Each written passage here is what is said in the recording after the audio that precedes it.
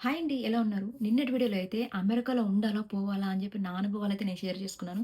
చాలామంది రెస్పాన్స్ అయ్యి వాళ్ళ అనుభవాలు గూడా నాకు షేర్ చేశారండి. చాలా థాంక్స్ అండి. ఈరోజైతే హెచ్-1బీ కరోనా. కరోనా అంటున్నారు, హెచ్-1బీ అంటున్నారండి. ఏంటంటే ఏం మారింది? కరోనా టైంలో ఇంట్లో లాక్ అయిపోయాము. ఇప్పుడు అమెరికాలో ఉండే ఇండియన్ పరిస్థితి అందరూ ఆల్మోస్ట్ లాక్ అయిపోయామనమాట. అసలు ఎక్కడ చూసినా H-1B, H-1B, H-1B, H for హెఫ్1 this. అసలు దీని గురించి అయితే ఈరోజు చెప్పాలనుకుంటున్నాను. అసలు హెచ్-1బీ క్రైసిస్ అంటున్నారు. హెచ్-1బీ క్రైసిస్ ఎలా స్టార్ట్ అవుతుంది? పాయింట్‌కెళ్ళిపోదాము. అప్పట్లో కరోనా వల్ల మాస్క్ లేకుండా బయటికి రాలేకపోయాం. ఇప్పుడు వీసా స్టేటస్. అంటే వీసా స్టాంపింగ్ లేకుండా అమెరికా నుంచి బయటికెళ్ళలేకపోతున్నాము. మనకి కరోనా అనేది ఒక చాలా మార్పు తీసుకొచ్చింది గదా! ఒక లైఫ్ ఒక్కసారిగా ఎలా మారిపోతుంది, జీవితం ఎలా ఉంటుందనేసి నేర్పించింది. ఈ అమెరికాలో ఉండే ఇండియన్ పరిస్థితి ఆల్మోస్ట్ ఒక్క రూల్ వల్ల అన్ని వేల కుటుంబాలైతే తలకిందులైపోయింది. ఏదైనా ఎమర్జెన్సీ ఉన్నా, ఏది చేసినా గూడా అమెరికా దాటి వెళ్ళినా కూడా ప్రాపర్ స్టాంపింగ్ లేకుండా, ప్రాపర్ ఇన్ టైమ్‌లో నువ్వు రాలేకపోతే జాబ్‌లెళ్ళిపోతున్నాయి. జాబులు లేకపోతే 60 రోజుల్లో నువ్వు జాబ్ తెచ్చుకోవాలి. ఒకవేళ 60 రోజుల్లో నువ్వు జాబ్ తెచ్చుకోలేకపోతే అంటే అమెరికా వదిలి పూర్తిగా వెళ్ళిపోవాల్సిందే. ఇప్పుడు ఏంటంటే ఇది ఓన్లీ జాబ్ విషయమని కాదు. కొన్ని కుటుంబాల కలలనమాట. అంటే పిల్లల భవిష్యత్తు, ఈ హౌస్ ఈఎంఐస్ అవన్నీ చూసి నాకేమనిపిస్తుందంటే అప్పట్లో కరోనా వైరస్ అనుకునేవాళ్ళం. ఇప్పుడు హెచ్-1బీ వైరస్. నా ఫ్యాక్ట్ ఇది, నా అనుభవం గురించి చెప్తున్నా. హెచ్-1బీ వైరస్ అని నేను అంటున్నాను.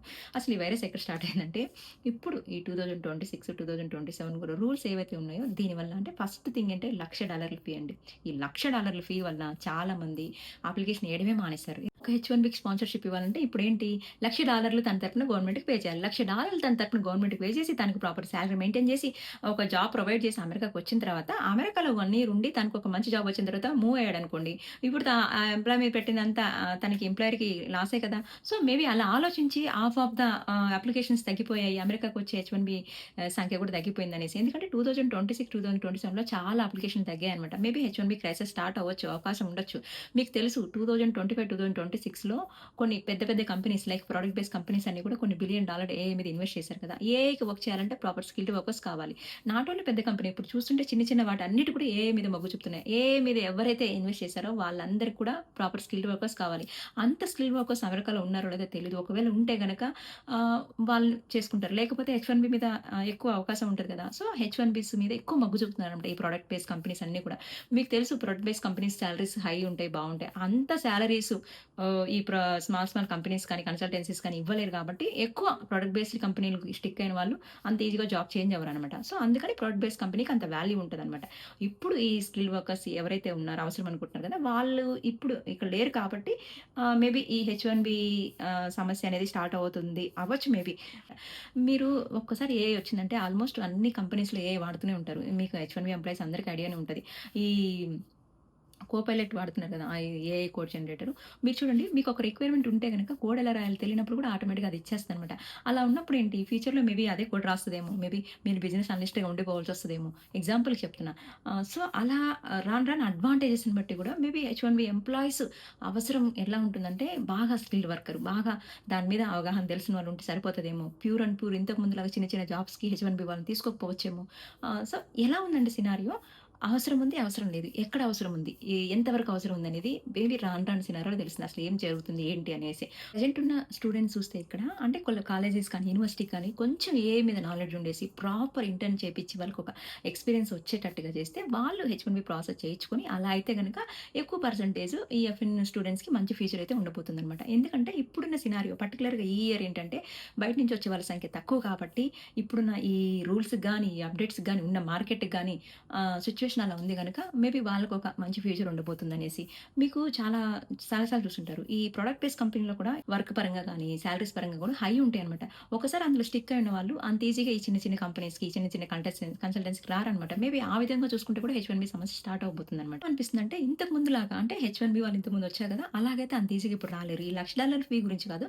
ఈ $1,00,000 ఫీ ఇప్పుడు ఉండొచ్చు, నెక్స్ట్ ఇయర్ ఉండొచ్చు. ఎందుకంటే కొన్ని రూల్స్‌కైతే ఇక్కడ వాళ్ళు అలవాటు పడ్డారు. లైక్ లోకల్ వర్కరు, బయట నుంచి తెచ్చేది ఎందుకని. ఆ రూల్స్ ఏవైతే వాళ్ళు ఇంట్రెస్ట్ చూపిస్తున్నారో అవి మేబీ కంటిన్యూ చేయొచ్చనమాట. బాగా కష్టతరంగా హెచ్-1బీ వచ్చినా కూడా సింగిల్‌గా రావాలా? ఫ్యామిలీని తీసుకొచ్చి ఇక్కడ సర్వైవ్ చేయగలరా? వర్క్ ఎలా ఉంటది? ఏంటి అనేసి కొంచెం ఆలోచించుకుంటే అదంతా కష్టతరంతో కూడిన పనే కాబట్టి మేబీ హెచ్-1బీ వాళ్ళు వచ్చే అవకాశం తక్కువుంది కాబట్టి హెచ్-1బీ రిసోర్స్ క్రంచ్ ఏర్పడేటువంటి అవకాశం అయితే ఉందనమాట. ఇప్పుడు చూడండి ఇంతకు ముందులాగా ఇంటర్వ్యూ అపాయింట్‌మెంట్స్ వేగంగా పెరగట్లేవనమాట. అండ్ హెచ్-1బీ బ్యాక్‌గ్రౌండ్ వెరిఫికేషన్ చూసుకుంటే చాలా టఫ్ అనమాట. ఈ అప్‌డేట్స్‌కి గాను అది ఇది అని కాదు. ఎక్కడ ఏ టెన్షన్ అవుతదో అనేసి ఉంటదనమాట. ఈ హెచ్-1బీ లాటరీ సెలక్షన్ ఎలాగో లేదు కాబట్టి వేజ్‌ని బట్టి చూస్తున్నారు కాబట్టి స్కిల్‌కి ఇంపార్టెన్స్ అనేది ఇస్తున్నారనమాట. ఒకటి కాదు, 2 కాదు, ఏవైనా తాజా మార్పులు వచ్చి వెంటనే అప్‌డేట్ అవుతున్నాయంటే చాలా ఉన్నాయన్నమాట. వాళ్ళ టెన్షన్స్ వాళ్ళకున్నాయి. ఇప్పుడేంటి బయట నుంచి ఎవరు వచ్చేవాళ్ళు లేరు కాబట్టి అమెరికాలో ఉండేవాళ్ళు హెచ్-1బీ ఎంప్లాయీస్ చాలా సేఫ్ అని అనుకుంటాం గదా! వాళ్ళ టెన్షన్స్ వాళ్ళకున్నాయి. లే ఆఫ్స్ చాలా జరుగుతున్నాయి. జాబులు పోతున్నాయి, వస్తున్నాయి. కొట్టేవాళ్ళు కొడుతున్నారు. కొట్టలేని వాళ్ళు అంటే ఎలా అంటే 2 నెలల్లో అంటే 60 రోజుల్లో జాబ్ లేకపోతే అమెరికా నుంచి రిటర్న్ ఎళ్ళిపోవాలని చెప్పేసి ఉంటుంది కదా! ఇప్పుడు అలాంటి వాళ్ళు ఎంత కష్టం అనేది ఇక్కడ వాళ్ళ కొంతమంది చూస్తున్నాం కూడా. సో, అలాంటి వాళ్ళు చూడండి వాళ్ళ స్ట్రగుల్స్ వాళ్ళకే అనమాట. మెయిన్ ఇక్కడ టెన్షన్ ఏం చెప్పాలా? ఇప్పుడు హెచ్-1బీ ఎక్స్‌టెన్షన్‌కెళ్తారు. కొత్తగా వేజ్ లెవెల్స్ పెట్టారు గదా! లెవెల్ 1కి ఇంత సాలరీ ఉండాలి. లెవెల్ 2కి ఇంత సాలరీ ఉండాలి. అది కూడా స్టేట్ టు స్టేట్ ఉంటదని చెప్పా గదా! ఇప్పుడు లెవెల్ 1 అంటే ఇప్పుడు 10 సంవత్సరాలు వాళ్ళొచ్చి లెవెల్ 1కి ఉన్నారంటే ఆలోచించండి. అది కరెక్ట్‌గా మ్యాచ్ అవుతుందా సాలరీ? కాదు. లెవెల్ 2 అంటే ఫర్ ఎగ్జాంపుల్ ఇప్పుడు టెక్సాస్‌కే తీసుకుందాం. ఫర్ ఎగ్జాంపుల్ ఒక ఎంప్లాయీకి 90,000 సాలరీ ఉంది. లెవెల్ 2లో ఉన్నాడు. మినిమమ్ ఇప్పుడేంటి సాలరీ 1.25 పెట్టేసారు ఎగ్జాంపుల్‌కి. ఒక ఎంప్లాయర్ అనేది 2 రకాలుగా ఉంటది. మీకు చెప్పా కదా! టెక్ కంపెనీస్ ఉంటది. కన్సల్టింగ్ ఉంటది. కన్సల్టింగ్ వాళ్ళు ఎలా ఆలోచిస్తారంటే కంపల్సరీ ఇప్పుడు 1.25 ఉండాలి లెవెల్ 2 అన్నప్పుడు లెవెల్ 2కి 1.25 ఇంకా పెట్టేస్తారు. సాలరీ ఇచ్చేస్తారనమాట. వాళ్ళు they are thinking about employees అనమాట. ఫ్రెండ్లీగా ఉండేలాగా చూస్తారు. ఎందుకంటే నా అనుభవం అనమాట అది. కంపెనీస్ వచ్చేసి మాక్స్ ఇప్పుడేంటి 90,000 ఉన్న వాళ్ళని బోర్డర్ ఎంత వరకంటే 1.10 పెట్టాలి అనుకుంటే 1.10 వరకే వాళ్ళు ఎక్కువ రిస్క్ తీసుకోరనమాట. ఇలా వాళ్ళ టెన్షన్స్ వాళ్ళకున్నాయి. చాలా వరకు జాబులు పోతున్నాయండి. జాబులు పోతున్నాయి, వస్తున్నాయి. అట్లా అని చెప్పి జాబులు లేకుండా అయితే లేవు. కొట్టేవాళ్ళు కొడుతున్నారు. జాబులు చేంజ్ అయ్యేవాళ్ళు చేంజ్ అవుతున్నారు. కాబట్టి జాబ్ చేంజ్ అయ్యేటప్పుడు మాత్రం ఎప్పుడు వేజ్ లెవెల్‌కి తగ్గ సాలరీ ఉంటుందా లేదా? ఎందుకంటే ఎక్కువ ఎక్స్‌పీరియన్స్ ఉంటే తక్కువ సాలరీ వచ్చినా కూడా మ్యాచ్ అవ్వదనమాట. మేబీ తక్కువ ఎక్స్‌పీరియన్స్ ఎక్కువ సాలరీ ఉంటే బేస్డ్ ఆన్ స్టేట్‌ని బట్టి కూడా అది యాక్సెప్ట్ చేయొచ్చేమో. కానీ ఎక్కువ ఎక్స్‌పీరియన్స్ ఉంటే తక్కువ సాలరీ యాక్సెప్ట్ చేస్తలేరు. ఇప్పుడు చాలా మెయిన్ ప్రాబ్లమ్ అదే ఉందనమాట. సో, ఆ సాలరీ బేసెస్ అవి కూడా వాళ్ళు మ్యాచ్ అయ్యేలా చూసుకోవాలి కాబట్టి హెచ్-1బీ టెన్షన్స్ వాళ్ళకున్నాయి కాబట్టి హెచ్-1బీ ఇష్యూస్ అలా నడుస్తున్నాయనమాట. సో, అదనమాట హెచ్-1బీ గురించి. హెచ్-1బీ గురించి పక్కన పెడదాం. హెచ్-4 గురించి హెచ్-4 అంటే డిపెండెంట్ వీసా. ప్రశాంతంగా డిపెండ్ అయ్యి ఉండొచ్చు కదా అనొచ్చు. అసలు ప్రశాంతంగా ఉండకుండా ఎవరైనా ఉన్నారంటే వాళ్ళే అనమాట. అసలు ప్యూర్‌లీ హౌస్ వైఫ్ వాళ్ళంట. మీకైనా కనీసం మీ జాబ్ ప్రోగ్రెస్, ఈ రూల్స్, అప్డేట్స్‌తో మీరు టెన్షన్‌లో ఉంటారు. మీరు టెన్షన్‌లో లేకుండా కాకపోతే హౌస్ వైఫ్ వాళ్ళేందంటే మీ గురించి టెన్షన్, ఒక పక్క పిల్లల టెన్షన్, ఒక పక్క ఫ్యామిలీ ఏ టైంలో తట్టాపుట్ట సర్దుకొని కంట్రీ దాటి వెళ్ళిపోవాల్సొస్తే ఎంత టెన్షన్ వస్తది. రీసెంట్‌గా 2 సినారియోస్ చూసాను. ఆమె ఈఏడీ హెచ్-4 ఈఏడీ ఆమె పిల్లలు ఇండియాకెళ్లారనమాట. ఈ వీసా స్లాట్ బుకింగ్ పోస్ట్‌పోన్ అయింది కదా! దానివల్ల అక్కడ స్టక్ అయిపోయారు. ఆమె 3 నెలలు ఆప్షన్ ఇచ్చారు ఎంప్లాయరు. 3 నెలలు రాకపోతే జాబ్ పోతదన్నారు. రీసెంట్‌గా ఇంటర్వ్యూ బుక్ చేసుకున్నారు. ఇండియన్ కాన్సులేట్‌లోకి చాలా స్ట్రిక్ట్ రూల్స్ అండి. ఎలా అంటే 3 నెలలు, 4 నెలలు వర్క్ చేస్తారు కదా! ఇప్పుడు కూడా వర్క్ ఫ్రమ్ హోమ్ చేయండి అంటే, లేదండి మా హస్బెండ్ ఎక్కడున్నారంటే, మా హస్బెండ్ కాదు ఏదున్నా కూడా ఎట్లుందంటే ఇప్పుడు సినారియో రాను రాను ఎలా అయితదంటే, మన హెచ్-4 ఇంటర్వ్యూకెళ్తే కూడా హెచ్-1 వాళ్ళొచ్చి మళ్ళీ స్టాంపింగ్ ఏయించుకొని రావాల్సొస్తే అంత సినారియో వస్తుందనమాట. అంటే టెన్షన్ అయితుంది. ఇప్పుడు జాబ్స్ ఈఏడీ మీద జాబ్స్ పోయే అవకాశం ఉంది. సరే పోనీ ఎమర్జెన్సీ స్లాట్ బుక్ చేసుకుందామా అంటే, ఎమర్జెన్సీ స్లాట్స్ కూడా అప్పట్లో యాక్సెప్ట్ చేస్తలేరన్నమాట. అప్పట్లో అంటే కొంచెం డెత్ అని చెప్పి పిల్లలది మెడికల్‌ది అంటే కూడా ఓకే. అవి కొంచెం స్లిప్స్ చూపించిన తర్వాత యాక్సెప్ట్ చేశారు. ఇప్పుడేంటంటే ఈ సినారియో వల్ల ఎక్కడ కూడా ఏ చిన్న ఛాన్స్ వస్తదా అని చూస్తున్నారు కాబట్టి అంత ఈజీగా యాక్సెప్ట్ చేస్తలేరు. మోర్ ప్రాబబ్లీ ఇక్కడ ఎవరైనా బోర్న్ అయ్యి ఉంటే గనక కిడ్స్‌కి మెడికల్ ఎమర్జెన్సీ ఉంటే గనక యాక్సెప్ట్ చేస్తున్నారు. అండ్ కాలేజీలో ఇప్పుడు ఎఫ్ఎన్ స్టూడెంట్స్ ఉన్నారు కదా! వాళ్ళేంటంటే కాలేజీ ఫీస్ కట్టుంటారు. వాళ్ళకి క్లాసెస్ పోతున్నాయి అంటే గనక, అంటే డెత్ కేసెస్ ఏదైనా అయి ఉంటే గనక, ఇవన్నీ చూపిస్తే తప్పించి ప్రాపర్‌గా వాళ్ళు ఎమర్జెన్సీ స్లాట్‌ని అంత ఈజీగా యాక్సెప్ట్ చేస్తలేరు. దానికి కూడా ఎమర్జెన్సీ స్లాట్‌కెళ్ళాలంటే కూడా బేసిక్ అపాయింట్‌మెంట్ అనేది ఉండాలనమాట. అంటే మినిమమ్ వీసా స్లాట్ అనేది బేసిక్‌గా బుక్ చేసుకో ఉండాలి. లేకుంటే ఎమర్జెన్సీ స్లాట్ యాక్సెప్ట్ చేస్తలేరనమాట. ఇవన్నీ చూస్తే ఏమనిపిస్తుందంటే హెచ్-1బీ జాబ్ మీద ఉన్నారనుకో, హెచ్-1బీ జాబ్ ఒకవేళ పిల్లలు అక్కడ, హస్బెండ్ ఇక్కడ ఉంటే గనక, హస్బెండ్ ఇక్కడ ఉండి జాబ్ చూసుకుంటాడు ఓకే. వైఫ్ వచ్చేసి అక్కడ ఉండిపోతది. కొంచెం ఏంటంటే బేస్డ్ ఆన్ హస్బెండ్ పొజిషన్ బట్టి ఆమె అడ్జస్ట్‌మెంట్. పిల్లల సంగతి చూడండి. పిల్లలు చిన్న పిల్లలైతే ఓకే. పిల్లలు ఫిఫ్త్ క్లాస్, సిక్స్త్ క్లాస్ అంటే సగం సిలబస్ ఇక్కడ, సగం సిలబస్ అక్కడ. మళ్ళీ ఇంకో 6 నెలలు అక్కడ చదువుతారు. మళ్ళీ వీసా స్టాంపింగ్ రాగానే మళ్ళీ ఇక్కడికొస్తారు. ఆళ్ళు ఇక్కడ సగం, అక్కడ సగం. అసలు వాళ్ళ బాధ వర్ణనాతీతం. ఎందుకంటే ఎవరైనా ఎక్కువ ఎఫెక్ట్ అవుతున్నారు ఈ జాబుల వల్ల, ఈ కంట్రీస్ వల్ల, ఈ ఊర్ల వల్ల అంటే గనక పిల్లలనమాట. అందుకే పిల్లలు ప్రాపర్‌గా ఉన్నప్పుడు ఏదైనా డెసిషన్ తీసుకోండి. వాళ్ళు చిన్న చిన్నగా ఉన్నప్పుడే ఎన్ని మనం అటు ఇటు మారినేటివి ప్రాపర్‌గా వాళ్ళకి ఎడ్యుకేషన్ ఉండి ఒక దగ్గర స్టిక్ కాకపోతే మనం అటు ఇటు తిరిగితే వాళ్ళు బాగా ఎఫెక్ట్ అవుతారు. ఆ ఎఫెక్ట్ అనేది లాంగ్ టర్మ్‌లో చాలా ఇబ్బంది చూపిస్తదనమాట.